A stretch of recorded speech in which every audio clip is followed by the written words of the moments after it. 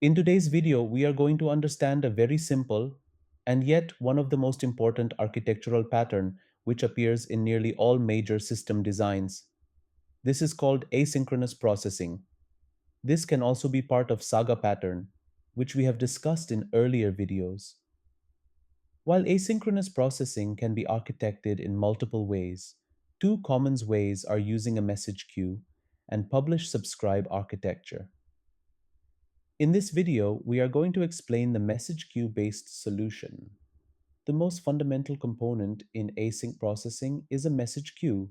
This could be Kafka, Amazon Kinesis, etc.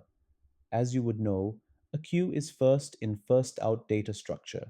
A message queue here is a distributed queue, which means that different services across a distributed system can read and write to it. Such queues can handle billions of reads and writes per day. Also, a pool of writers write to the queue as and when they seem fit. These items reside in the queue unless they are removed. As the writers continue to write to the queue size might grow.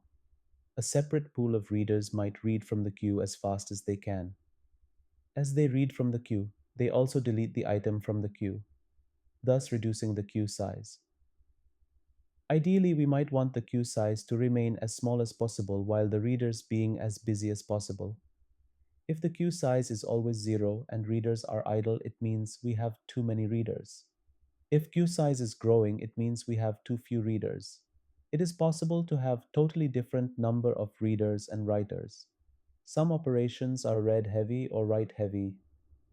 For example, here we have many writers but just one reader. In real world, think of system where thousands of weather stations reporting some data to the central system by adding events to the queue, but the reader is responsible for detecting only anomalous temperatures to detect a heat wave or cold wave. Such operation is write heavy, but the reader has to do very little work, so it is possible to have few readers. Opposite of this is read heavy operation. Think of a crawler system where a writer writes sitemap of a website to the message queue.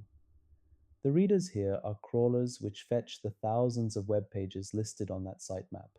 So for every queue write, there are thousands of read operations.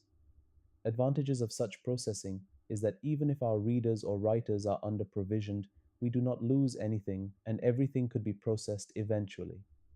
In system design interviews, if you are ever asked to design something where there are multiple steps being performed but they all need not happen synchronously, then think of this design pattern.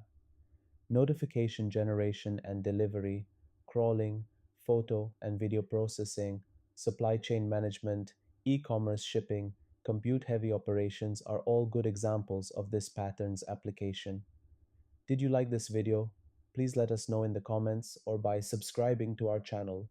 We continue to bring high-quality content in short format so you can learn and revise on the go, and with very little time commitment.